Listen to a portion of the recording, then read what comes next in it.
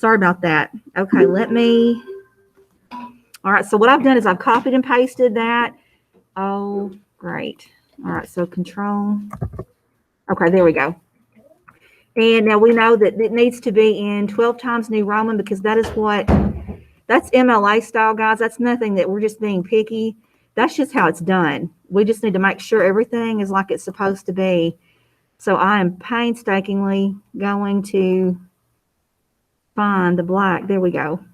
And it doesn't need to be, gosh, it doesn't need to be bolded either. That's how picky it is.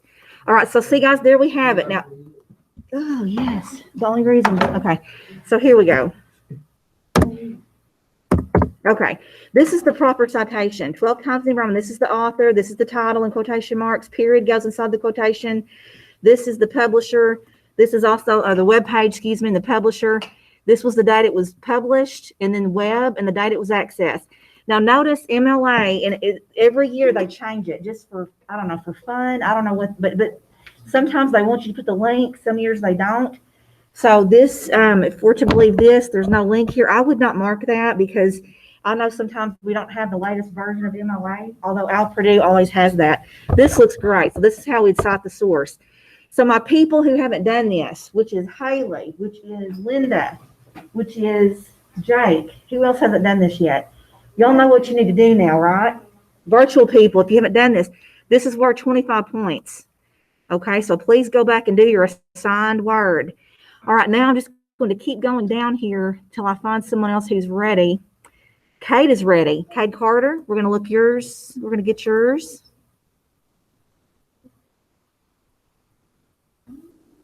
There we go. Oh, it's not. I bet. Oh, it's on the thing. Oh, okay. That's right. Saw it. Okay, so here it is. Here's Cade's. All right, Cade had armor, and there was a whole lot he could find from this. So would you like to tell us about it, Cade? Sure. Okay, let me make it bigger. Sorry. Do you want to come up here and do it, or just? Sure. Yeah, they'll get tired of seeing me. They'd like to see you. If you want to come up here, let me wipe off my.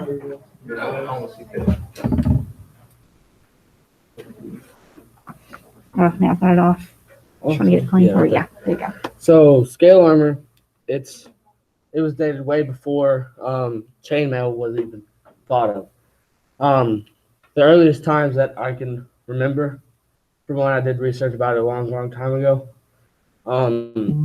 was like Chinese. First introduced in the Chinese, so they wore it, and Romans wore it too.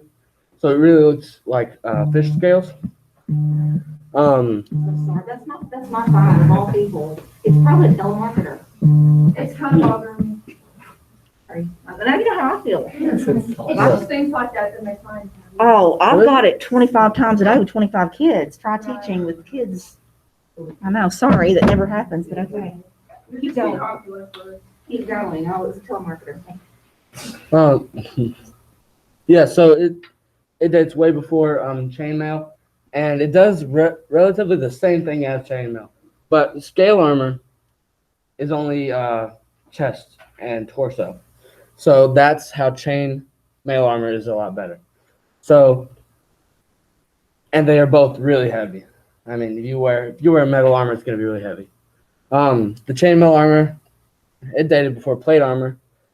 As I said before, the scale armor was good, but there wasn't really any armor for the legs and the arms and the neck. The chainmail covered the whole body except for the head, and that's where they had to have their helmets. And they did that stuff earlier, but I was just going to do the different types of armor. Now, plate armor was way stronger than the chainmail armor, but it provided a whole lot less mobility.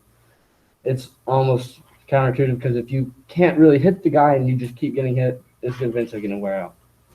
And that's why chainmail armor is good.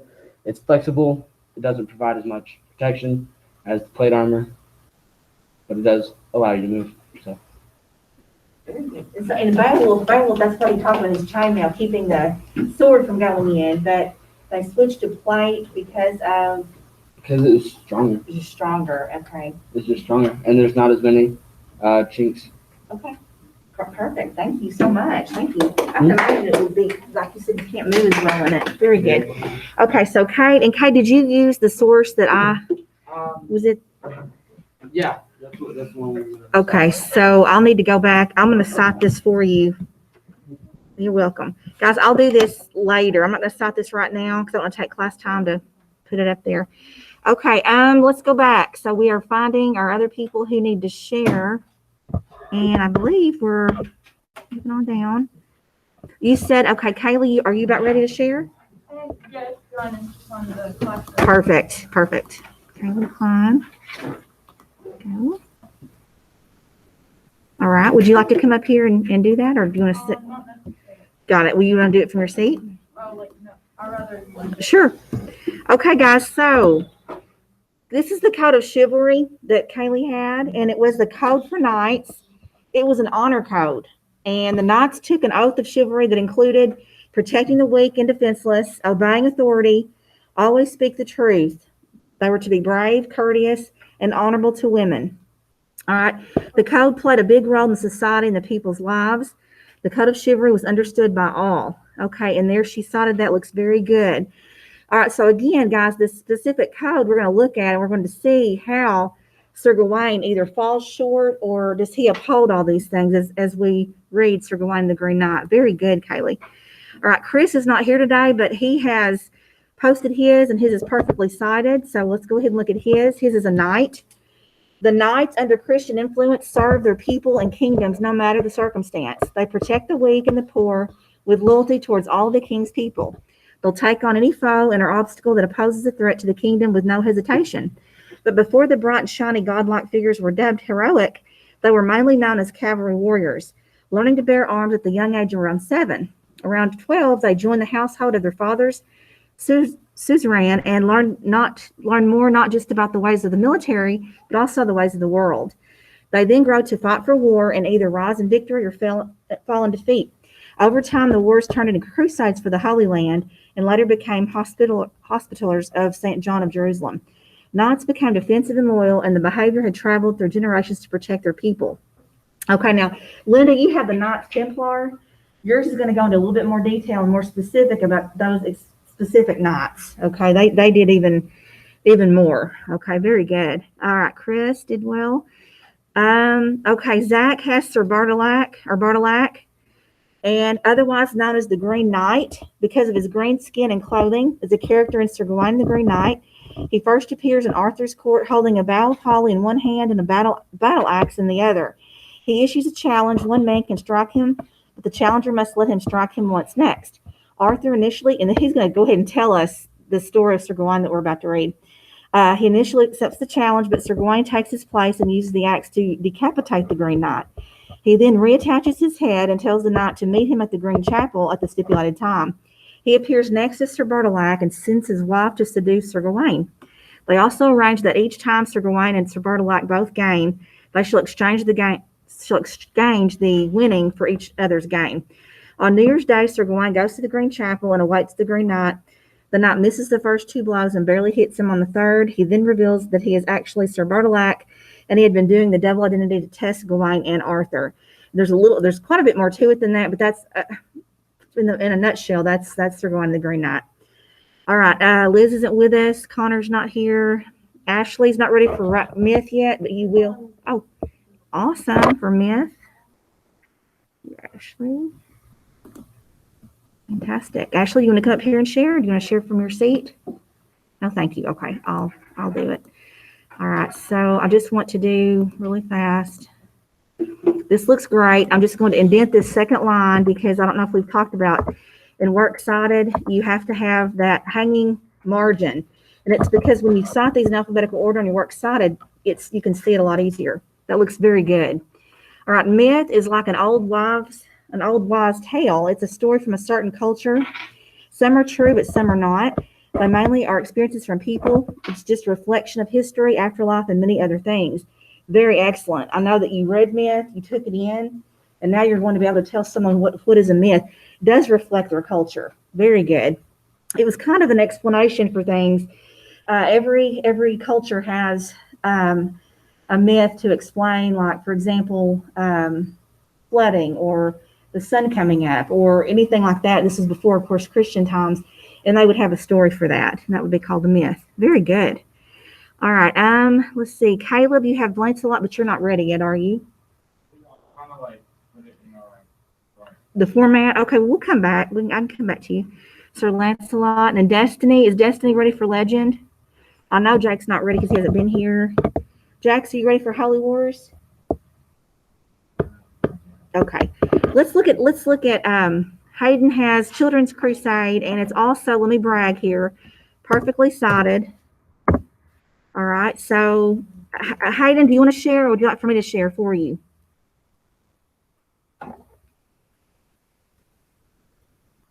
Is Hayden there? Let's see. I'm not sure. Let's see. And I think, yeah, Hayden's there. Hayden, are you wanting me to share? I guess you're not. I'm going to go ahead and share for time. Okay. The Crusades stand as one of the key historical milestones of the Middle Ages. The Children's Crusade of 1212 was an unofficial crusade that was estimated to be a mix of about 20,000 children, young teens, and adults. The start of this is believed to be started by two young boys, one in Germany and one in France. The boy from France claimed to have received a letter from Christ himself telling him to do this crusade. The goal of this crusade was to take Jerusalem and turn it into a Christian state. Unfortunately, due to the fact that the group of people were inexperienced and had no means to help themselves, many died and never made it past Genoa.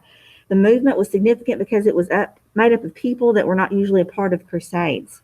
Okay, very interesting. Very, very good. And he got that information from Mark Cartwright, Children's Crusade. Okay, good. All right, let me go on to the next one. Haley has already, Courtly Love, are you ready to share this one, or?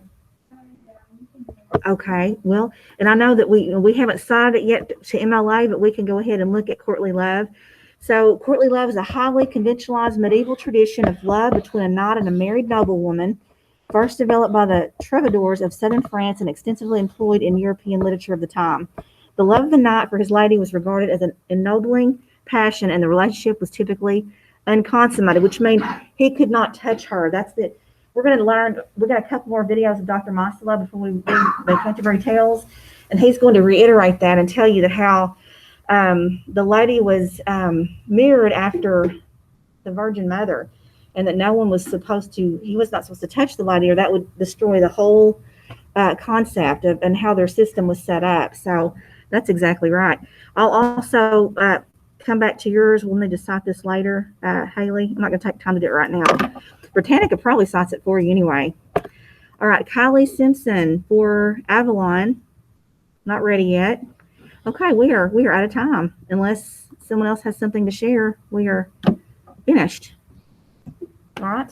Okay, so if you haven't already shared, you need to do that. You need to make sure you finish this. And we're going to go ahead. I know it's just a little bit of time. Caleb is done? Oh, Caleb, let's do yours. You, Caleb. Caleb Porter. Oh, Caleb, did you put it on this document, or did you just attach it? I attached it to like where it says your work. Got it. Thank you. Okay, would you like to come up here and share it? I'm good. Okay, you want to tell us about it, or you want me to do it? Okay, sure. All right, Sir Lancelot, guys, is one of the best and most skilled knights in King Arthur's court. He's in love with King Arthur's wife, Guinevere. The Lady of the Lake gave him a sword, and it had mystical powers. It's said to be that his sword is modeled by stars and represented the hopes and dreams of people. He used that sword to kill Sir Gawain's brother, and the sword becomes cursed. Sir Lancelot had a child named Galahad. The Lady of the Lake sent Lancelot to be a part of King Arthur's court. Okay, good. So a little bit about King Arthur there, and we've I like the way you've taken on more than one aspect of his life. You kind of went the whole thing, which was really interesting. Good. All right, anybody else I've overlooked who's ready to share at all? Okay. All right, so guys, before we start, I'm just going to go ahead and we got 5 minutes. Let's just do a little quick activity, and I want you to, with your group, whomever you're sitting around, your friends, go ahead and define honor. What do you think honor means? That's my first question. So have a little definition ready to go. The second one is, how would you test someone's honor? The first question is for your group to define honor. The second question would be, how would you test someone's honor? Like, I'm going to test to see if they're really that good. How would you do that? Let me give y'all a couple minutes and we'll share, okay? I'll turn the timer on. My virtual can chat. If y'all just want to chat about it, we might not even need this much time.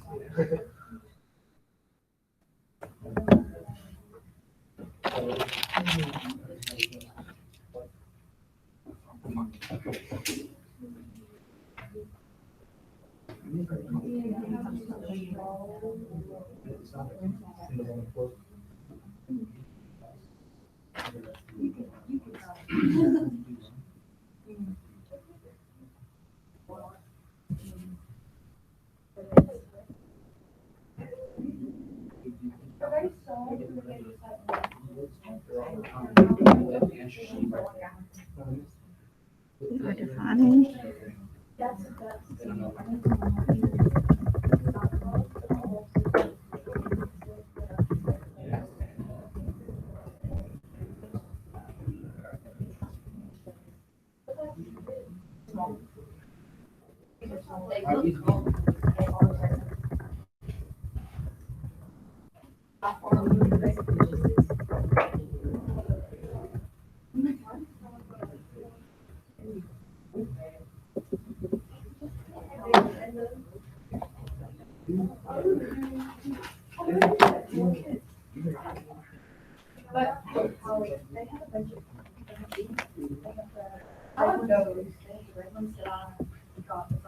I sent you an email with a little lack of format, so that'll help you. You want these cards? I do.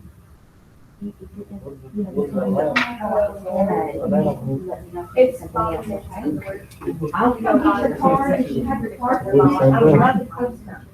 Online, it's free.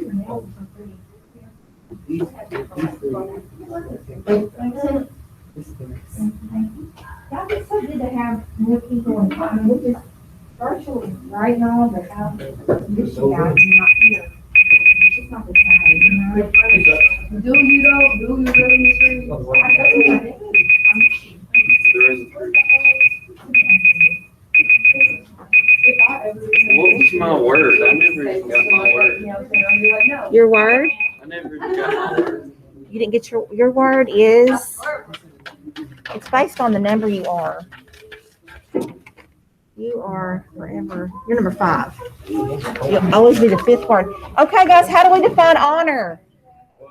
How do we define honor?